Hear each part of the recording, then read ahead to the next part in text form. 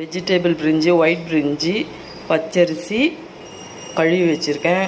இதில் பார்த்திங்கன்னா சோம்பு, பச்சை மிளகாய், இஞ்சி, பூண்டு, வெங்காயம், சும்மா 2 கருவேப்பிலை, சும்மா 2 கொத்தமல்லி, இதை அரைச்சி எடுத்துக்கணும். அப்புறம் தாளிக்கிறதுக்கு பார்த்திங்கன்னா வெங்காயம், புதினா, கொத்தமல்லி வந்து லாஸ்ட்டில் போடுறதுக்கு, தக்காளி உங்களுக்கு வேணும்னா போட்டுக்கலாம், இல்லைன்னா போட வேண்டாம். இப்போ இதில் ஒரு மசாலா மாதிரி ரெடி பண்ணிக்கலாம். இதை வந்து இப்போ அரைச்சிட்டு வந்துடலாம். நம்ம மசாலாவை அரைச்சிட்டு வந்தாச்சு. குக்கரில் வந்து நெய் ஊற்றிக்கிட்டு மசாலாவெல்லாம் போட்டுடலாம். அடுத்தது வந்து வெங்காயம் போட்டு வதக்கணும். நல்லா வதங்கினதுக்கப்புறம் தக்காளி முடிஞ்சதுக்கப்புறம் புதினா, அப்புறம் அரைச்சி வச்ச மசாலாலாம் போட்டுட்டு, அரிசியும் போட்டுட்டு, உப்பு போட்டுட்டு, அப்புறம் விசில் விட்டு இறக்க வேண்டியதான். லாஸ்ட்டில் காமிக்கிற எப்படி இருக்குது. புதினாவும் தக்காளியும் போட்டாச்சு. இப்போ இதை நல்லா வதக்கிட்டு, தக்காளி வெங்காயம் நல்லா வதங்கிடுச்சு. மசாலாவை போட்டுடலாம்.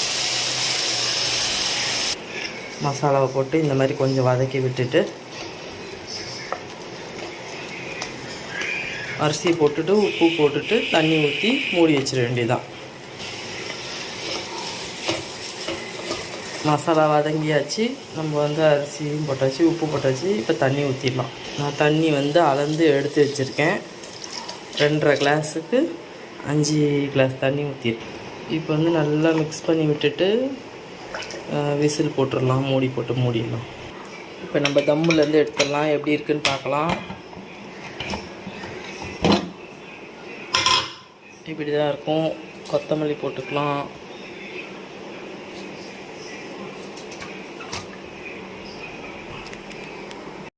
பச்சடியோடையும் புதினா துவையல் உங்களுக்கு எது பிடிக்குமோ அதோடு வச்சு சாப்பிட்லாம். தேங்க்யூ. ஷேர் பண்ணுங்கள், சப்ஸ்கிரைப் பண்ணுங்கள், கமெண்ட் பண்ணுங்கள் எப்படி இருந்ததுன்ட்டு. தேங்க்யூ.